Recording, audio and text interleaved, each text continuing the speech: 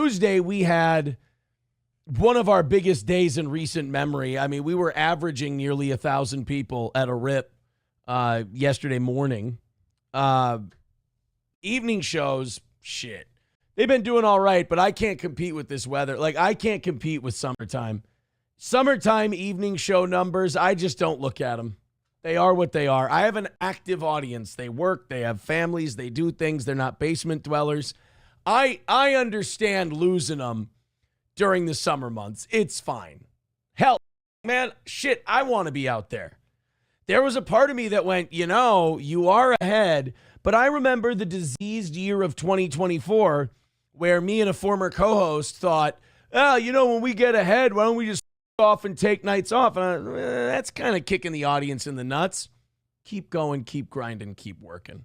Sam Show says, bitch, it's too hot to do anything. That's true. It is really hot. I went to the gym. I was doing the boxing thing today. I got a few rounds in, I think 8. And there's no air conditioning. It's old school. And, that has been rough. There was also something really cool at the gym today. There was this guy who looked like he was about my age, either a couple years younger, a couple years older, right around that, 30s, 40s. And he came up to me and he starts asking me about boxing. I love talking about boxing. So he's like, and I asked him, I go, you want to go in? I go, I'll talk to Scott. We can get a few rounds in today if you want. And he's like, oh, really? Because, I've only been in street fights, and boxing is way better than that. I just don't understand the footwork or anything else. So I gave him a few footwork drills to do. I gave him a few punching drills to do, head movement drills to do, stuff like that, stuff to work on the heavy bag. I go to Scott to ask him, I'm like, can I take this guy in the ring and just, work him out a little? And Scott goes, I got to say, I lost some respect for him because he went on this rant. Here's a guy who all I knew him was as this big giant guy. He's probably about 6'6". Looks like he goes about 250, maybe 260. Strong dude too. He's hitting the heavy bag pretty well. And Scott goes, that guy's from the Salvation Army. I told him he's got to work for his money and pay his way around here and no freebies and no one-on-ones. And I'm like, I'll give the guy the one-on-ones. It's okay. I'll work with him. I love it when people want to learn boxing. The more the merrier, I've always said about the sport. And he goes on this rant, and Scott gets angry. I get it. He's kind of central Minnesota like that, but he starts going, I need, comes here from the Salvation Army and he can work for his money and I don't do that one-on-one shit. No more of that one-on-one shit. He can pay for it and blah, blah, blah, blah, blah. And I'm like, what the That's not what boxing is about. That's not what I'm about in the sport of boxing. Someone wants to learn, I teach them. Someone wants to learn some shit, I work with them. Someone wants to go in and work, I work with them. And I gotta say, that was pretty shitty. And then when I learned the guys from the Salvation Army, which means he's staying at the shelter there, it's like, well, what better way for the guy to, have a second chance? That boxing is a second chance sport. That's what it's about. And so when this guy comes in and he's looking to learn the sport and he wants help and he wants to give him that one-on-one. And I'm not asking Scott to give up his time. I'll give up my time. I gave up some of my time today. We don't, the way boxing works is we don't turn people away from money. We don't turn people away because we're sticking up our nose at where they came from. If people are looking for a second chance, you help them. They ask for help, you help them. So that kind of sucked.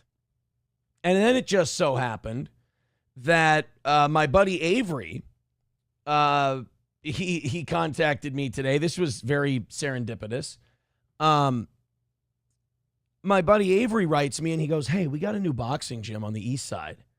I'm like, east side? That's going to be hardcore.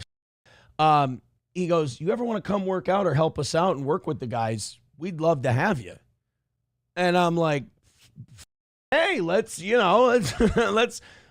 it a shot. And I think I might head over there. I like Avery. He's a good guy. He's Avery and a couple other guys used to be coaches at Scott's gym, and there was some run-in that they had with Scott, and they left. They didn't like the way Scott was running things. They didn't like the way they were being treated, so they bailed, and they went somewhere else. I just, and look, Scott can run his business however he wants to. That's fine. Like, there's nothing, I'm not saying it's wrong. I'm just saying my vision of what boxing is and his vision of what boxing is are clearly two different things. I love the sport. I love telling and I love evangelizing about the sport of boxing. Like it's a religion. I don't get into this. You're from the Salvation Army. You don't have enough money and blah, blah. We'll figure something out. That's what I say. But, oh well. Hackmania says, Aaron, do you ever listen to your own bullshit? I mean, if you think it's bullshit, that's fine. I mean, I'm just telling you how I feel. I know I rub a lot of people the wrong way because I wear my heart on my sleeve. I speak my mind. I don't worry about if you're going to like it or not. That's always been my show, though. Like, if you're brand new and you don't know how my style's been for years and what's made me popular, that's what it is. Even when you hate me, you got to listen.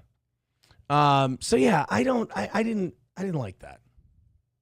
I didn't like that today. And I can't wait to work with that guy.